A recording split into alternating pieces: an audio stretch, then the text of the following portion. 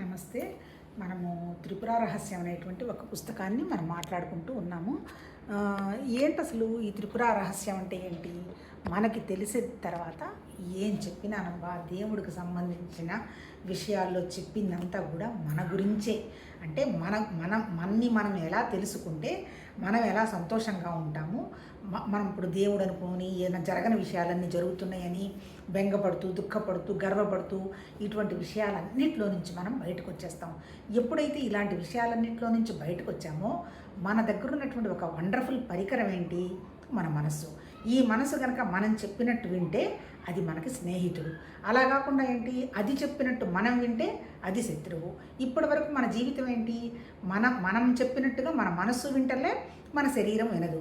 అంటే ఏంటి, మనం త్రూ బాడీ త్రూ మైండ్ పనిచేయకుండా యాజ్ బాడీ యాజ్ మైండ్ పనిచేస్తున్నాం. అంటే ఏంటప్పుడు మైండ్ ఏం చెప్తే అది చేస్తాము, శరీరం ఏది కావాలంటే అది ఇవ్వడానికి ప్రయత్నం చేస్తాము.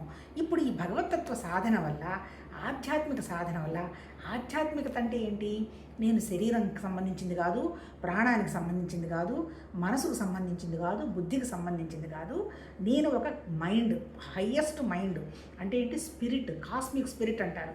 కాస్మిక్ స్పిరిట్ అంటే ఏంటి, ఈ చిన్నవన్నీ దాటినటువంటి ఒక వండర్ఫుల్ స్థితి ఎక్కడుంది? అది మన దగ్గరే ఉన్నది. మరి ఎందుకు మనం గ్రహించలేకపోతున్నాము? మన మనసు తయారు చేసుకున్నటువంటి కోరికలు, ఆ తర్వాత ఏంటంటే ఏదో వస్తుంది, ఏదో సుఖపడదాము, ఎట్లానో దుఃఖం పోగొట్టుకుందాము, వీటన్నిటి మధ్య గిలగిలా కొట్టుకుంటూ అసలు విషయం మనం కనిపెట్టలేకపోతున్నాం. అసలు విషయాన్ని కనుక మనం గ్రహిస్తే ఏంటి, నేనే ఆ భగవతత్వ స్థితి నా దగ్గర కూడా ఉన్నది, నేను లేనిది ఏది లేదు అనేటువంటి విషయం కనుక గ్రహిస్తే ఈ నేనుతోటి నేను ఎలా ఉండాలి అనేటువంటి దాన్నే ఆధ్యాత్మిక సాధన అంటారు.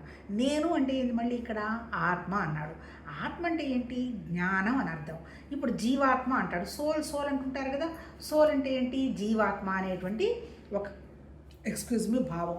నేను శరీరం, నేను ప్రాణం, నేను మనస్సు, నాకు ఇష్టం, అయిష్టం, ఈ వస్తువులు, మనుషులు, వీళ్ళు ఇలా సుఖపడుతున్నారు, వీళ్ళు ఇలా కష్టపడుతున్నారు అని ఒక రిలేటివ్ భావన. రిలేటివ్ అంటే ఏంటి, భేద భావన.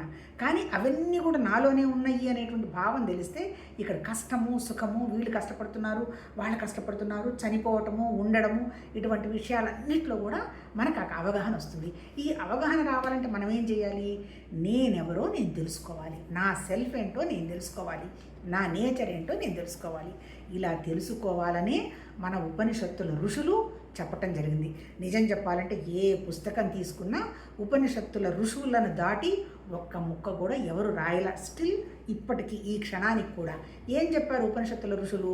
వాళ్ళు మహానుభావులు, 1100 మందో 1200 మంది లోపల వాళ్ళు గ్రహించి, వాళ్ళు స్వచ్ఛమైన మనుషులు, ఏంటి ప్యూరిటీ అనమాట. అంటే పవిత్రమైనటువంటి బుద్ధి ఉన్నటువంటి వాళ్ళు, వాళ్ళ ధ్యాన స్థితిలో కూర్చొని వాళ్ళు గ్రహించింది ఏంటంటే భగవతత్వం అనేది ఒక వండర్ఫుల్ ఎనర్జీ.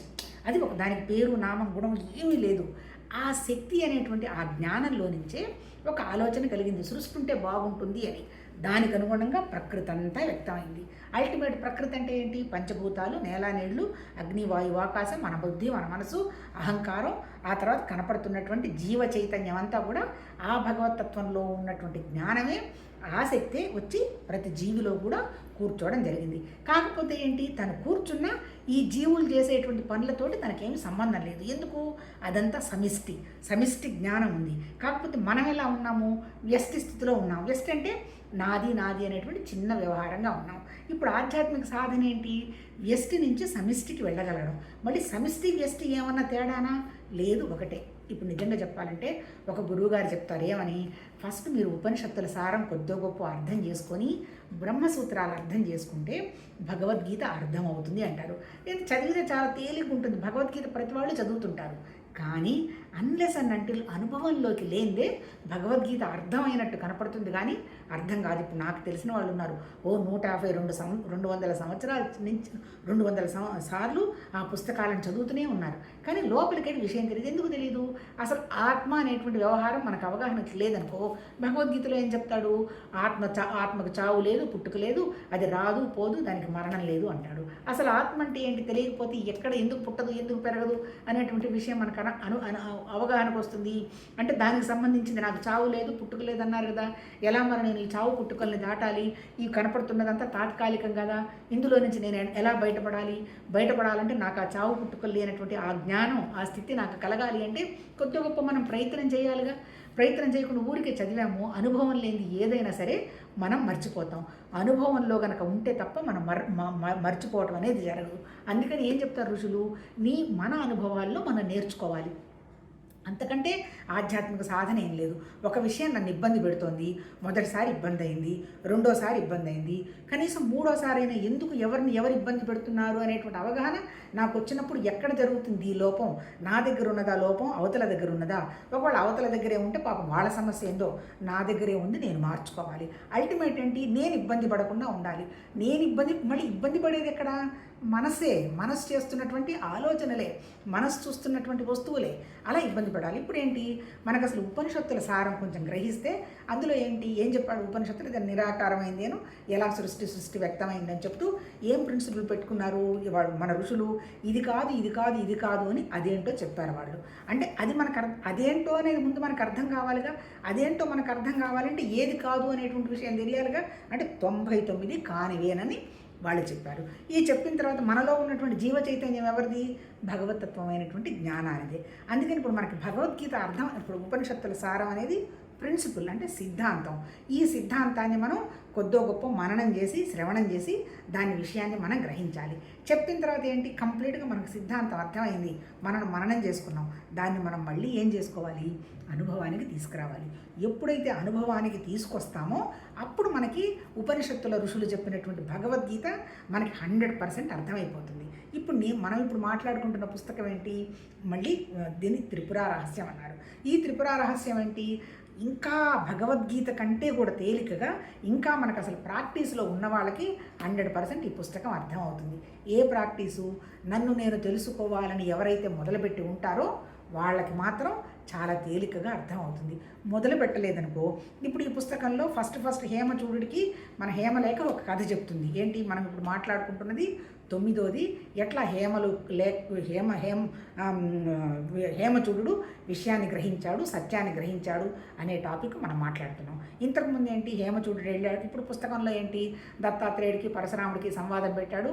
పరశురాముడు యజ్ఞం చేశాడు, యాగాలు చేశాడు, ఆ తర్వాత 12 సంవత్సరాలు భక్తితో ఉన్నాడు, అయినా అర్థం కాలేదు, విచారణ చేశాడు, సత్సంగ్కి వెళ్ళాడు, విషయాన్ని అర్థం చేసుకున్నాడు. ఆ విషయాన్ని అర్థం చేసుకున్న దాన్ని తన శిష్యుడైనటువంటి హారితాయన వంశంలో పుట్టినటువంటి సుభేదుడికి బోధిస్తే, సుభేదుడు నారద మహర్షికి చెప్తున్నట్టుగా ఈ పుస్తకం రాయడం జరిగింది. ఒరిజినల్గా ఈ పుస్తకం ఎప్పుడో 1831లోనే ఎప్పుడో తమిళంలో రాసినట్టున్నారు. 1959 ఆ ప్రాంతంలో ఇంగ్లీష్లో ట్రాన్స్లేషన్ అయింది. ఇది రమణ మహర్షి ఆశ్రమం వాళ్ళు మాత్రమే ప్రింట్ చేశారు. ఇది ఎందుకంత పబ్లిసైజ్ కాలేదంటే, ఇదంతా కూడా ఏంటి, భగవతత్వాన్ని మనం గ్రహించడానికి చెప్పినటువంటి టెక్నిక్స్, అంటే తంత్రం అనమాట. అంటే మంత్రం, తంత్రం, యంత్రం అని 4 రకాలు ఉన్నాయి. మంత్రం అంటే ఏంటి, మన మనోవాక్కాయాలను మార్చుకోవాలంటే, మనం వెళ్ళి మనసును ఒక దాని మీద నిలబెట్టాలంటే, మన మనసులో ఆలోచనలు తగ్గాలంటే నోటితోటి కనుక మనం మంత్రం ఉచ్చరిస్తూ ఉంటే ఆ ఆలోచనలు ఆగుతాయి. ఎప్పుడైతే ఆలోచనలు ఆగామో ఆ మంత్రం కూడా లేనటువంటి స్థితి మనం పరిశీలించుకునేటువంటి స్థితి వస్తుంది. దాన్ని ఏమంటారంటే పరావాకు పశ్యంతి మధ్యమ వాక్, అంటే మనం వినగలుగుతుంటాం, ఏం ఆలోచనలు వస్తున్నాయో మనం గ్రహించగలుగుతాం. అది కూడా అయిపోయిన తర్వాత మన వైఖరి ఎలా ఉంటుంది, ఓహో అంతా భగవతత్వం అనేటువంటి విషయంగా మనకు విషయం అర్థమైన తర్వాత ఈ ప్రపంచం అనేది జస్ట్ ఒక నాటకం, దీనికి పెద్దగా ఎక్కువ విలువ ఇవ్వాల్సిన అవసరం లేదు.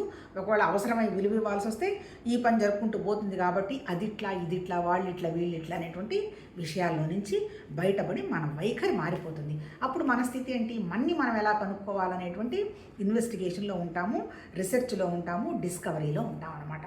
ఇప్పుడు ఆ డిస్కవరీకి రావడానికి ఎలా, ఆ డిస్కవరీ రావడాన్ని ఏం చెప్పారు, మంత్రం అంటే మామూలుగా మంత్రం ఉచ్చరిస్తాం, ప్రశాంతమవుతాం. అప్పటికి ఇంకా సాధనలో మనకు సాధ్యం కాదనుకో, ఒక యంత్రం పెట్టుకుంటాం. అసలు ఒరిజినల్ యంత్రం ఎవరు, ప్రతిదీ ఒరిజినల్ యంత్రమే. ఎందుకంటే సర్వం వ్యక్తమైనంత భగవతత్వంలో వచ్చినప్పుడు చెట్టులో ఉన్నది పరమాత్మతత్వం, ఇక్కడ ఉన్నది నాలో ఉన్నది, ఎదురుగా పెట్టుకున్నటువంటి విగ్రహంలో కూడా ఉన్నది.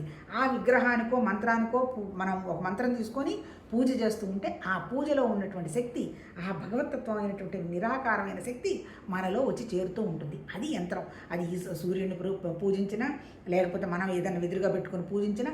కాకపోతే ఇక్కడ మనం అర్థం చేసుకోవాలేంటి, ఈ పూజ, ఈ యంత్రం, ఈ మంత్రం, తంత్రం ఇదంతా కూడా మన భౌతికానికి సంబంధించినది కాదు అనేటువంటి విషయం మనకు 100% తెలియాలి. ఎందుకు? కేవలం నాకు సత్యం తప్ప ఇంకేం వద్దు అనేటువంటి అవకాశానికి రావాలి. దాన్నే సాధన భగవద్గీతకు సంబంధించిన ప్రాక్టీస్ అంటారు. ఇప్పుడు ఏమైంది? మంత్రం అయింది. మంత్రం వల్ల మన ఆలోచనలు కొంత ఆగుతాయి. యంత్రం వల్ల మనకు కొద్దో గొప్ప శాంతి, మనకు శక్తి వస్తూ ఉంటుంది. తర్వాత మంత్రం తంత్రం, ఆ టెక్నిక్ను మనమే కనుక్కోవాలి. ఏంటి?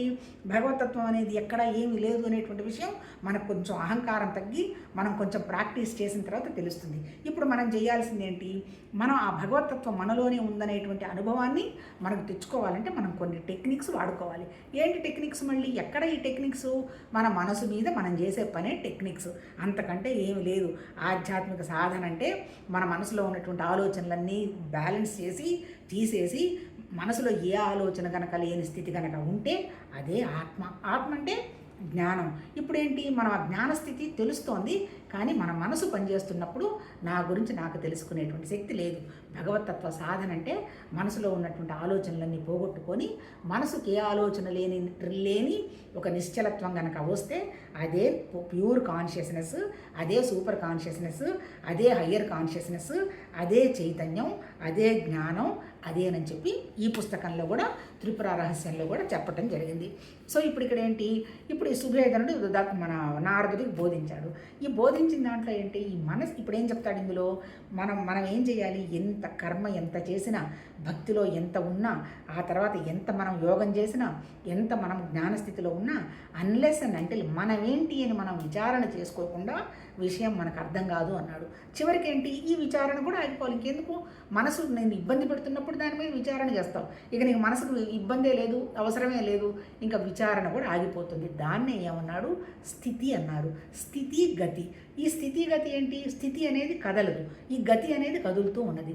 కదులుతుండేది ఏంటి? మళ్ళీ మన జీవాత్మ కదులుతూనే ఉంటుంది. ఎందుకు? ఆలోచన చేస్తూనే ఉంటుంది, ప్రాణం కదులుతూనే ఉంటుంది. ఈ గతిని ఆపగలిగినటువంటి విషయమే స్థితి. మరి గతిని ఆపాలి అంటే నీకు భౌతికంగా నిన్ను ఎలాంటి ఇబ్బందులు, కోరికలు, ఆలోచనలు లేని స్థితి ఉండాలి. అది కొద్దో గొప్ప మనం ప్రయత్నం చేస్తూ ఉండడాన్ని భగవతత్వాన్ని గ్రహించడానికి మనం పడుతున్నటువంటి ప్రాక్టీస్ అనుకుంటాము. ఇక్కడ ఏం చెప్పాడు? ఇప్పుడు ఈ సుభేదనుడు ఏం చేశాడు?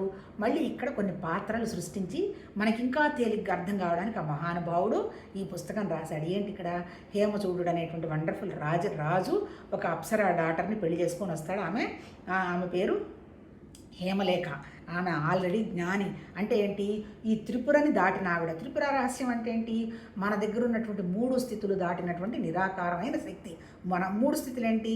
స్థూల, సూక్ష్మ, కారణ, సాల్జ, పునసత్వతమ, రజోగుణాలు, ఆ తర్వాత సుషుప్తి, జాగ్రత్త అవస్థ, స్వప్నావస్థ, ఆ తర్వాత బ్రహ్మ, విష్ణు, మహేశ్వరులు, ఆ తర్వాత సృష్టి, స్థితి, లయ. ఇవన్నీ 3 స్థితులు. ఈ 3 స్థితులు ఎవరైతే దాటుతామో ఆ దాటిన స్థితి నిరాకారమైనటువంటి స్థితి. ఈ 3 స్థితులు మళ్ళీ ఉన్నది ఎక్కడ? మన మనసులోనే ఉన్నాయి. అల్టిమేట్గా మనకి ఏదైనా అనుభవం వచ్చినా, మనం ఏదైనా మాట్లాడుతున్నా, మనకు తెలుస్తున్న మనసు తప్ప ఇంకోటి ఏం లేదు. ఈవిడ ఆయనకి ఏం బోధించింది? ఇప్పుడు ఫస్ట్ ఏంటి? కర్మ చేసి ఇంకా ఈ కర్మలో నాకేం శాంతి లేదు, ఇంకా నాకేం అవసరం లేదు, ఈ కర్తృత్వ భావం అవన్నీ అయిపోయినాయి అనేటువంటి ఒక భావం వచ్చిన తర్వాత రెండోది భక్తి, అనన్యమైన భక్తి. భగవతత్వం తప్ప నాకేం వద్దు, ఐ షుడ్ నో సత్యం. ఏంది? వచ్చాము, ఉంటున్నాము, వెళ్ళిపోతున్నాము, ఇంతేనా అనేటువంటి ఒక ఇంటెన్సిటీ ఉన్నటువంటి ఒక థాట్ రావాలి. ఏంటి? నాకు సత్యమే తెలియాలి అనేటువంటి విషయం వస్తే నువ్వు మనసు దేని మీద పెడితే దాని మీద లగ్నం అవుతుంది. ఇందులో ఆ మాటే హేమలేఖ చెప్తుంది. ఏంటి? నేను నా భార్య అందంగా ఉంది కాబట్టి నేను చాలా వండర్ఫుల్గా ఎంజాయ్ చేస్తున్నాను, లేదా నా దగ్గర బోలెడ్ ప్రాపర్టీస్ ఉన్నాయి కాబట్టి నేను ఎంజాయ్ చేస్తున్నాను అని నువ్వు అనుకుంటున్నావు. నాథా, ఇది 100% కరెక్ట్ కాదు.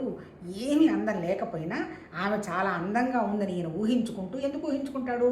ఈయన సెన్స్ ఆర్గన్స్ పరమ యాక్టివ్గా ఉన్నాయి ఒక ఏజ్లో, అంతే కదా. ఊహించుకొని దాంతో తాధ్యాత్మం చెందుతూ ఆమె ఎలా ఉన్నా ఆ విషయం కూడా పట్టించుకోకుండా నువ్వు ఆనందాన్ని అనుభవిస్తున్నావు. అర్థం ఏంటి? ఆనందానికి అనుభవించడానికి ఎదురుగా ఉన్నటువంటి వస్తువు కాదు, నీ మనసులో ఉన్నటువంటి నీ ఆలోచనలు, నీ దగ్గర ఉన్నటువంటి సెన్స్ ఆర్గన్స్. ఇప్పుడు నువ్వు ఆ సెన్స్ ఆర్గన్స్, నీ మనసు, నీ ఆలోచనలు సమత్వ స్థితికి వచ్చాయనుకో, అది నీకు అక్కడ ఎంత అందం ఉన్నా, ఎన్ని వేల కోట్లున్నా నీ మనసు పిసరంత కూడా దాని మీదకి వెళ్ళదు. ఎందుకు? నీకు అది సత్యం కాదు అనేటువంటి విషయం నీకు గ్రహిస్తుంది. ఇప్పుడు ఒక స్వామీజీ దగ్గరికి ఒక బ్రహ్మాండమైనటువంటి వయసులో ఉన్నటువంటి ఇప్పుడు బుద్ధుడే ఉన్నాడు అని వదిలేసిపోయినాడు కదా. మరి ఆయన భార్య ఆయనకు అందంగా ఉంటే ఆయన ఎందుకు వెళ్ళిపోతాడు? అంటే ఏంటి, ఈ అందము ఈ కోరికలు ఒక మనిషికి సంబంధించినవి కాదు. నాకు ఇవే కోరికలు కావాలన్నాడు, వాటి కోసమే వాడు పరిగెడుతున్నాడు. అప్పుడు వాడికి భగవతత్వం మీద మనసు ఎట్లా నిలబడుతుంది? ముందు నువ్వు నాకు సత్యమే కావాలని మనసు నిలబెట్టుకోవాలి అంటే ముందు నా కర్తృత్వ భావం ఉన్నది అనేటువంటి భావంలో నుంచి ఫస్ట్ బయటపడాలి. రెండోది భక్తి, అనన్య భక్తి, భగవతత్వమే కావాలనేటువంటి భక్తి ఉండాలి. 3 నీ ఇంద్రియాల మీద నీకు కంట్రోల్ ఉండాలి, వాటిని లోపలికి తీసుకెళ్లేటువంటి సామర్థ్యం నీ మనసుకు ఉండాలి. అప్పుడు నువ్వేం చేస్తావు? అప్పుడు విచారణ మొదలు పెడతావు. ఏంటి, నేనెవరు, భగవతత్వం ఎవరు, ఈ జీవత్వం ఎవరు, ఈ ప్రపంచం ఏంటి, ఇంతేనా అనేటువంటి అన్నెసన్నంటిలా విచారణ లేదే నువ్వు భగవతత్వం విషయం ఎవరైనా చెప్పినా నువ్వు వినవెందుకు? ఎప్పుడు నీకు ఎంజాయ్మెంటే కదా, సంతోషం ఉండాలి, ఆనందంగా ఉండాలి, అక్కడ పోవాలి ఇక్కడ పోవాలి అన్నప్పుడు కుదురుగా కూర్చొని మనసు నిలిపితే కదా నీకు విషయం అర్థమయ్యేది. అదంతా ఉండదు నాథా అని చెప్పిన తర్వాత ఆయనకు కూడా భగవతత్వం దయ వల్ల ఆ స్థితి ఉంది కాబట్టి హేమచూడు ఆలోచించి నాకు మళ్ళీ భార్య దగ్గరికి వస్తాడు. నాకేం నిద్ర పట్టలేదు, ఏం లేదు, నువ్వేందుకు చెప్పావు నిజమేననిపిస్తుంది, నాకు నిజమే కదా, ఆ మనసుకు అసలు ఎక్కలేదు, ఇదే నేను విచారణ చేస్తున్నాను అన్నప్పుడు ఆమె ఒక కథ చెప్తుంది. ఏంటి, మనసు గురించే చెప్తుంది. అంటే ఏంటి, నిరాకారమైనటువంటి భగవతత్వంలో నుంచి వచ్చినటువంటి చైతన్యంలో నుంచి మా అమ్మ తర్వాత నాకు ఒక బుద్ధి అనేటువంటి ఫ్రెండ్ని ఇచ్చింది. ఈ బుద్ధిలో ఒక అజ్ఞానంలో పడిపోయింది. ఈ అజ్ఞానమేమో ఒక మోహాన్ని తగిలిచ్చింది నా బుద్ధికి. ఈ బుద్ధి మోహము పట్టుకొని అస్థిరుడు అనేటువంటి ఒక మనసుని కన్నారు. ఈ మనసు ఏంటి, చెంచలం చపలం పెట్టుకొని కోరికలన్నీ పెట్టుకొని అవి తీరక క్రోధం పడి ఆ తర్వాత మళ్ళీ తీరక ఆశపడి తిరిగి తన స్నేహితుడు తనతో ఉన్నటువంటి పురంలో ఉన్నటువంటి తన ప్రాణశక్తిని అంతా హరింపజేసుకొని ఇదంతా నాకు అవసరం లేదు, ఇంకేదో ఉందనేటువంటి విషయంగా నా బుద్ధికి కొద్ది గొప్ప జ్ఞానం వచ్చిన తర్వాత అప్పుడు భగవతత్వం ఏంటి అని విచారణ చేయటం మొదలుపెట్టిన తర్వాత తనతో నేను ఉన్నాను ఆల్రెడీ. ఆ జ్ఞానాన్ని భగవతత్వాన్ని నేను సపరేట్గా ఉండను. కాకపోతే నా స్థితి ఏంది, సాక్షిగా నేను చూస్తూ ఉంటాను, నేనేం పట్టించుకోను. సృష్టి అయితే చేశాను కానీ మీ చావండి నేను కూర్చొని ఉన్నాను. ఎప్పుడైతే చచ్చి బోలెడు జన్మలెత్తి ఇదంతా ఏమి కాదనేటువంటి విషయం దీనికి రియలైజేషన్ వచ్చిన తర్వాత ఎవరికి, మన బుద్ధికి, అప్పుడు ఒక గురువుని పట్టుకొని అసలు సత్యం ఏంటి అసత్యం ఏందని ప్రాక్టీస్ చేయటం మొదలుపెట్టి సత్యాన్ని గ్రహించుకొని హాయిగా నేను నా ఫ్రెండు మా అమ్మతోటి హ్యాపీగా ఉన్నాము. అంటే ఏంటి, ఏ ఆలోచన ఏ కోరిక లేని స్థితిలో భగవతత్వం ఎట్లా అయితే ఏముందో మేము అట్లా ఉన్నాము అని ఆమె హేమచూటుడికి చెప్పినప్పుడు మళ్ళీ ఏం చేశాడు, ఇప్పుడు అది అంతవరకు ఆయన పోయినాడు, విచారణ చేసిన తర్వాత కొద్దిగా గొప్ప అర్థం చేసుకొని ఇప్పుడు 9వ చాప్టర్కి వచ్చేటప్పటికే ఆమె దగ్గరకు వచ్చి హేమలేఖ దగ్గరకు వచ్చి, ఏం నాదా ఆరోగ్యం ఎలా ఉంది, ఏంటి నన్నేం గుర్తుపెట్టుకోలేదా ఏదని ఆమె ఏదో కొంచెం భుజం మీద చేయిస్తూ ఏదో చేయబోతే, నువ్వు అంత లేదులే, నాకు ఇప్పుడు విషయం అర్థమైంది, నువ్వు ఎంత జ్ఞానస్థితిలో ఉన్నావో నాకు అర్థమైంది, ఆ కథ నాకు అప్పుడు అర్థం కాలేదు, నీ యొక్క స్థితి నాకు అర్థమైంది, నువ్వు జ్ఞానివి, ఇప్పుడు నేను కూడా కొంచెం నాకు డిస్పాషన్ వచ్చింది, నువ్వు చెప్పినట్టు నేనేమి అనవసరంగా ఈ సెన్స్ ఆర్గన్స్కి వాడికి పరిగెత్తే స్థితిలో లేను, కాకపోతే నాకు విషయం కావాల్సిందేను, నాకు అర్థం కావాల్సిందేనని మనం ఇప్పుడు 9వ చాప్టర్ మొదలు పెట్టుకున్నాం. ఈ 9వ చాప్టర్లో ఏం చెప్పాడు, ఈ 9వ చాప్టర్లో ఇప్పుడు ఆమె మళ్ళీ వచ్చాడు, శుభ్రంగా మళ్ళీ ఆమెను కలిసిన తర్వాత మళ్ళీ అడుగుతాడు, నువ్వు చెప్పావు ఆ రోజు కథ నాకు అర్థం కాలేదు కానీ ఇప్పుడు నాకు అర్థమైంది, మరి నాకు ఇప్పుడు ఆ విషయం కూడా అర్థమైంది, ఈ భూమి మీద మానవ జన్మకి కారణం ఏంటంటే ఈ హ్యుమానిటీ ఏంటంటే ముందు సత్యాన్ని కనుక్కుంటే కానీ మనం హ్యాపీగా ఉండడం అనేటువంటి విషయం అర్థమైంది అని అడుగుతాడు. అడిగిన తర్వాత నువ్వు నాకు చెప్పు, భగవతత్వం గురించి నాకు చెప్పు అంటాడు. నాదా, ఈ భగవతత్వం గురించి ఒకరికి చెప్పేది కాదు, ఒకరికి చెప్పినా ఒకటి అర్థమయ్యేది కాదు, ఎవరికి వాళ్ళని వాళ్ళు తెలుసుకోవటం సెల్ఫ్ నీ దగ్గరే ఉన్నది. నిన్ను నువ్వు ఎప్పుడైతే తెలుసుకుంటావో అప్పుడు నువ్వు విషయాన్ని అర్థం చేసుకుంటావు. ఎప్పుడు మనం తెలుసుకోలేకపోతున్నాము, భౌతికంగా కనపడుతున్నటువంటి అట్రాక్షన్స్ నాది అని అనుకున్నప్పుడు నువ్వు గ్రహించలేవు. ఇప్పుడు నేను నీకు చాలా ఇష్టమైన భార్యనే కానీ నీకు నాకు కూడా తేడా ఉంది. ఎందుకు, నేను నీకు భేదమే అంటే రిలేటివ్ అన్నాడు. రిలేటివ్ అంటే ఏంటి, ప్రతిదీ నాతోటి భేదమే, ఉన్నది ఒకటే ఒక నేను అనేటువంటి జ్ఞానం. ఈ తగిలించుకున్నవన్నీ భేదాలే, అంటే 99 విశేషాలే. ఆ విశేషాల్లో నుంచి నువ్వు బయటపడందే నువ్వు విషయాన్ని అర్థం చేసుకోలేవు అంటాడు. మరి నేను ఎలా అర్థం చేసుకోవాలంటాడు. ఇవన్నీ ఏది కాదో అవన్నీ తీసేస్తూ నువ్వు ప్రశాంతంగా కూర్చొని గ్రహించు, అప్పటికి కానీ నీకు అర్థమవుతుంది. విచారణ చేసుకొని నిన్ను నువ్వు కనుక్కుంటూ నువ్వు గ్రహించుకో, అంతేగా నేను నీకు చెప్పేది కాదు అంటుంది. ఇప్పుడు ఇక్కడ చెప్పిన ప్రిన్సిపల్ ఏంటంటే ఎవరి సాధన, ఎవరి ప్రాక్టీసు, ఎవరి పుట్టుక వాళ్ళే పుట్టాలి, ఎవరి చావు కూడా వాళ్ళే చచ్చిపోవాలి. కాకపోతే ఈ క్రమంలో భగవతత్వం ఇచ్చినటువంటి పని అని ప్రతి పని కనుక మనం చేసుకుంటూ పోతే మనకున్నటువంటి కోరికల గ్రావిటీ తగ్గుతూ ఉంటుంది. కోరికల గ్రావిటీ ఎప్పుడైతే తగ్గుతుందో మన ఆలోచనలు తగ్గుతాయి. ఎప్పుడైతే మన ఆలోచనలు తగ్గుతాయో అప్పుడు మన మనసు ప్రశాంతమైనటువంటి స్థితికి వస్తుంది. ఎప్పుడైతే ప్రశాంత స్థితికి మనసు వస్తుందో మనసు అంతా ఎంతసేపటికేంటి ఊహలు, కల్పనలు, అప్పుడు జరిగింది, ఇప్పుడు జరిగింది, వీటన్నిటిలో నుంచి బయటపడి ప్రస్తుతంలో 24 గంటలు మన మనసులోనే ఉన్నటువంటి నిశ్శబ్దమైనటువంటి భగవతత్వ జ్ఞానాన్ని అబ్జర్వ్ చేయడం మొదలు పెడుతుంది. ఆ స్థితి రావాలంటే ఘర్షణ జరగాల్సిందే. ఘర్షణ జరగందే తెలియదు. ఎవరైతే కొద్దో గొప్ప భగవతత్వమే కావాలని ధ్యానం చేశారో వాళ్ళకి ఈ విషయం వండర్ఫుల్గా అర్థమవుతుంది. సరే, ఇంకేనేం చేస్తాడు, మహానుభావుడు రాజు కదా, ఒక ప్యాలెస్కి వెళ్ళాడు. ప్యాలెస్కి వెళ్ళి అక్కడ ఉన్న వాళ్ళందరికీ చెప్పాడు, ఏమని, మీరు ఎవరిని నన్ను పంపించవాకండి, ఈయన యువరాజు కదా, ఈవెన్ మా ఫాదర్ కింగ్ వచ్చినా సరే నా లోపలికి పంపించొద్దు, నాకు చెప్పకుండా పంపించొద్దు, నేను I want to SIT for somewhere else, హ్యాపీగా ఉన్నాను. 9వ ఫ్లోర్కి వెళ్ళి వాళ్ళందరికీ ఇన్స్ట్రక్షన్స్ ఇచ్చి అవసరం లేని వాళ్ళందరినీ పంపించి పోయి కూర్చున్నాడు. కూర్చున్న తర్వాత కిటికీలో నుంచి బయటకు చూశాడు. చూస్తే ఏంటి, ఒక్కొక్క మనిషి ఒక్కొక్క దానికి పరిగెడుతున్నాడు. అంతే కదా, ఒకటి డబ్బుంటే ఆనందం ఉందని దానికోసం పరుగులు పెడుతున్నాడు, ఒకడికి నాకేదో పేరు వస్తుందని దానికోసం పరిగెడుతున్నాడు, ఒకటి నేను ఇవి తింటే బాగుంటుందని అవి తెచ్చుకోవడానికి పరిగెడుతున్నాడు.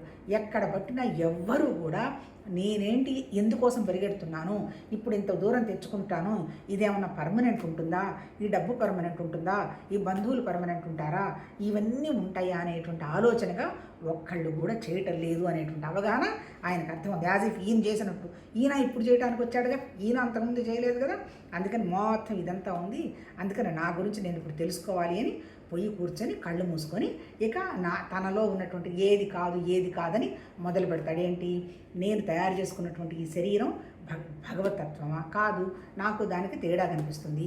పోనీ నా ప్రాణం కాదు, నాకు దానికి తేడా కనపడుతుంది. పోనీ నా బుద్ధ లేదు, నాకు దానికి తేడా కనపడుతుంది. మరి ఎవరు నేను? పోనీ నా సెన్స్ ఆర్గన్సా? ఏంటి సెన్స్ ఆర్గన్స్? జ్ఞానేంద్రియాలు 5, మన కళ్ళు, ముక్కు, చెవులు, నోరు, ఇవన్నీ తెలుస్తున్నాయి. పోనీ ఇవి కూడా నాది కాదు. మరి నేను నాది కాంతి ఏంది? ఇవేవి నాది కాదు. మరి నా భార్య నన్ను కనుక్కోమంది కదా, ఆమె ఏం చెప్పింది, నువ్వు అంటే ఒక్కడివే ఉంటావు, అంటే ఈ భగవతత్వం నిన్ను దాటి లేదు, నిన్ను నువ్వే తెలుసుకోవాలి దాని, కానీ నీకెవరో వచ్చి ఇదిగో దేవుడు ఇలా ఉన్నాడు, దేవత ఇలా ఉందని చెప్పడానికి లేదు. ఎప్పుడు చెప్తుంది? ఏదైనా భేదం ఉంటే చెప్తుంది. భగవంతుడికి 4 కాళ్ళు 4 చేతులు ఉన్నాడంటే ఆయన విశ్వరూప సందర్లో ఇంత ఎత్తున ఉన్నాడు అంటే ఆ ఎత్తును చూపిస్తుంది. ఆ భగవంతుడు ఆ 4 కాళ్ళు 4 చేతులు ఉన్నటువంటి రూపం కాదు, అది నిరాకారమైనటువంటి జ్ఞానం. ఆ జ్ఞానం సర్వత్రా ఉంది, నాలో ఉంది, నీలో ఉంది, అంతా ఉంది. ఎవరికి వాళ్ళు తెలుసుకోవాల్సిందే తప్ప ఎవ్వరు ఎవరికి చూపించలేరు, మాట్లాడలేరు, ఏమీ చేయలేరు.